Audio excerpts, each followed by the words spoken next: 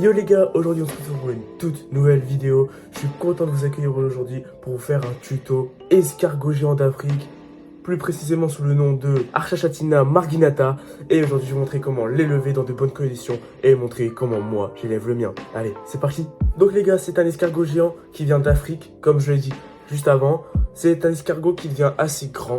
Petit disclaimer les gars, avant de prendre ce genre d'animaux qui sont voués à devenir quand même assez balèzes, faut avoir la place. Donc prévoir déjà la place pour bien le traiter. Parce que les gars, maltraitance, stop, 2025, c'est mal. Et surtout, si vous êtes envisagé à prendre un couple, parce que oui, il n'y a pas de mâle ou de femelle chez les escargots, ils deviennent mâles et femelles en fonction de leurs besoins pour se reproduire et pour avoir de la descendance tout simplement. Donc si vous voulez prendre un petit groupe de 2-3, bah, le problème c'est que vous aurez vite de petits. Vous aurez, dès qu'il y a une ponte, c'est au moins minimum 30 œufs. Donc ça, vous revenez quand même avec beaucoup de bébés. Il y en a quelques-uns souvent, ils éclosent pas, ils viennent pourris, c'est normal les gars, hein, franchement, voilà. Allez, 3/4 on va dire, ils éclosent. Et donc vous vous retrouvez avec des bombes, des escargots géants, après 20-25. Bah vous savez pas forcément quoi en faire, à part si vous avez des pièces d'élevage exprès pour eux. Là, ok, pourquoi pas, mais ne les relâchez pas dans la nature. Réfléchissez avant d'acheter ce genre d'animaux. Prenez-en un pour commencer. Si vous voulez vous envisager dans la reproduction ensuite, bah pourquoi pas. Mais il faut en prendre en compte de ces enjeux-là. Donc c'est comme un escargot, les gars, taille adulte qui va faire entre 10 et 14 cm. C'est vraiment pas mal pour un escargot. Donc ça ressemble à ça, je vous mets une image juste là. C'est vraiment énorme. Moi, c'est un full albinos. Donc voilà, là je vais mettre un full albinos pour vous montrer à quoi ça ressemble et faire la comparaison un peu avec le classique. Il y a beaucoup de morphos, hein. Il y en a au moins une dizaine on va dire. Il y en a des zébrés, voilà, il y en a des tachetés, des tout blancs, des un peu plus foncés, des blancs avec la coquille noire, l'inverse, coquille blanche et noire. Enfin bref, c'est vraiment une diversité énorme. Pas autant que certaines espèces d'animaux, mais d'animal ou d'animaux, je sais pas, donc d'animal, comme ça t'as les deux, c'est un petit montage. Mais voilà, vous avez le choix franchement pour partir sur un élevage. Donc pour la température, donc c'est entre 25 et 27 la journée et 22 et 24 la nuit. Donc ça, vous allez régler avec un tapis chauffant ou une lampe chauffante comme vous voulez. Mais faites gaffe, mettre un bon thermostat faites gaffe à mettre un thermostat parce que si vous ne mettez pas de thermostat, ça peut vite monter à des fortes températures et cela peut jouer sur la vie de votre animal. Donc les gars, jouez pas avec ça. Un thermostat, ça que maintenant il y en a pour des 20-30 balles grand max. Avant c'était vite 60-70, mais maintenant il y en a des beaucoup moins chers, donc vous n'avez plus trop d'excuses pour ne pas en mettre. Donc l'hygrométrie, c'est un des éléments les plus importants pour eux. Donc c'est entre 75 et 80%.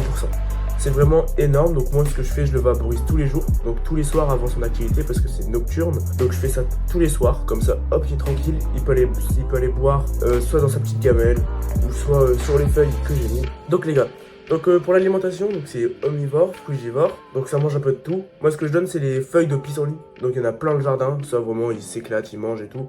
De temps en temps, je mets des petits fruits quand j'en mange, ou des petits légumes. Ça diversifie sa nourriture, c'est très important. Pour bien former sa coquille, il a besoin de calcium.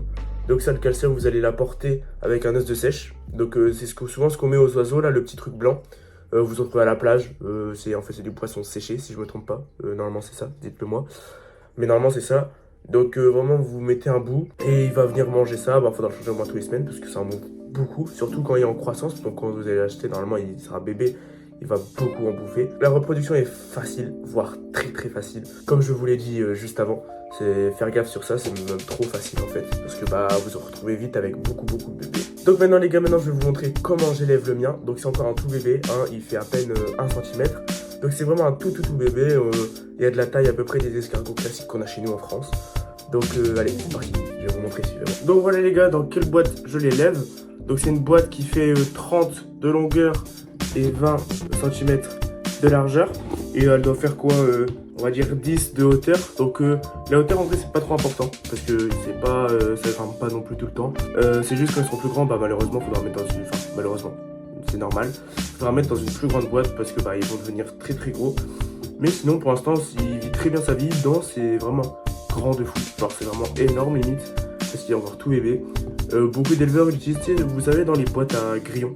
Donc quand on achète à Tomeco ou dans n'importe quel magasin ou n'importe quel site, ils les élèvent dans ça. De toute façon, ils explorent toute la superficie de la boîte parce que bah, ça grimpe partout.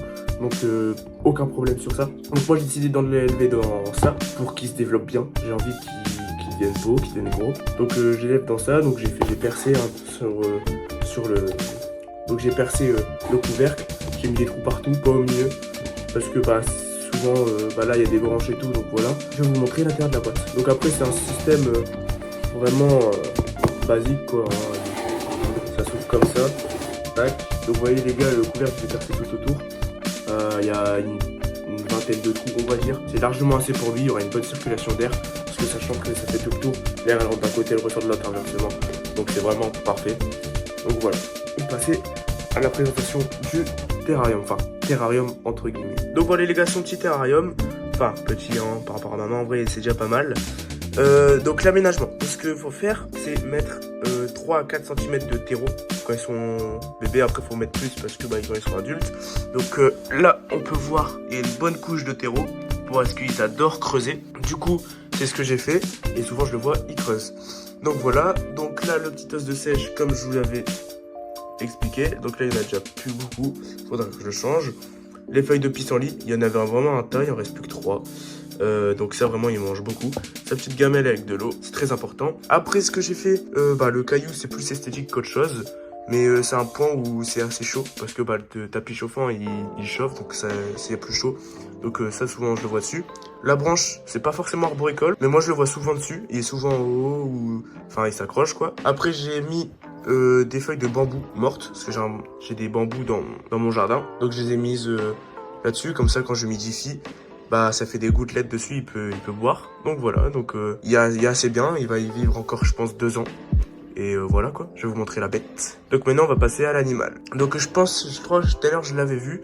Elle doit être en dessous de ça, faut que je l'enlève, voilà. Donc il est là. Donc vous voyez, en fait c'est un albinos. Mais je l'ai pris celui-là parce qu'il y avait la particularité d'avoir le bout de la coquille grise. Et du coup, je le trouve assez beau avec des petites rayures. Donc on dirait un peu un mélange de plusieurs espèces. Mais je le trouve vraiment il est magnifique quoi. Regardez, hop, regardez. Il est vraiment magnifique. Bon, il sort pas forcément, mais je vous mettrai des vidéos quand il sera sorti. Et franchement, regardez sa taille par rapport à la taille du bac. Il y a vraiment beaucoup d'espace. Et c'est ça, moi j'aime bien offrir beaucoup d'espace aux animaux que j'élève chez moi. C'est très important le bien-être. Et puis même, c'est plus plaisant de voir des animaux que tu élèves heureux en bonne santé que malheureux. Donc voilà les gars, c'est la fin de la vidéo. J'espère qu'elle vous a plu. En tout cas, moi ça m'a fait énormément plaisir de vous retrouver en ce jour. Et du coup, moi je vous dis à la prochaine vidéo les gars. Et je vous laisse avec les plantes de l'escargot quand il sera en activité. Allez, salut!